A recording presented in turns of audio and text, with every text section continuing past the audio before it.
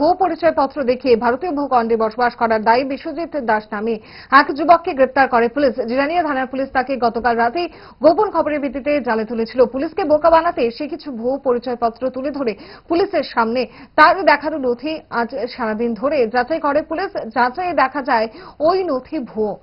সঙ্গে সঙ্গে তাকে গ্রেপ্তার করে নেয় বাংলাদেশি যুবককে।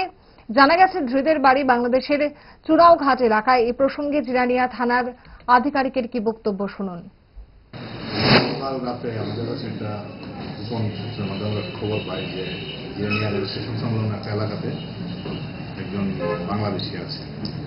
অ্যাকর্ডিংলি গতকাল রাতে আমরা তাকে ডিটেইন করি, কিন্তু ডিটেইন করার সময় সে কিছু ডকুমেন্ট আমাদের প্রডিউস করে যেগুলি খুব ডাউটফুল ছিল। তো আজকে সারাদিন এগুলি যাচাই করার পর দেখা গেছে যে ডকুমেন্টগুলি ফেক ও বাংলাদেশি। তো তার এগেনস্টে আমরা কেস নিচ্ছি এবং অ্যারেস্ট করা হবে। নাম কি তার? বিশ্বজিৎ দাস। কতদিন ধরে সে এখানে বসবাস করছে? সে আগেও 2-3 বার এসেছে, কাজ করে করে চলে যায়। তো গতকালকে আবার এসেছিল, তো গতকালকে আমরা তাকে অ্যারেস্ট করেছি। বাংলাদেশে কোন জায়গায় বাড়ি? চুনারুঘাট।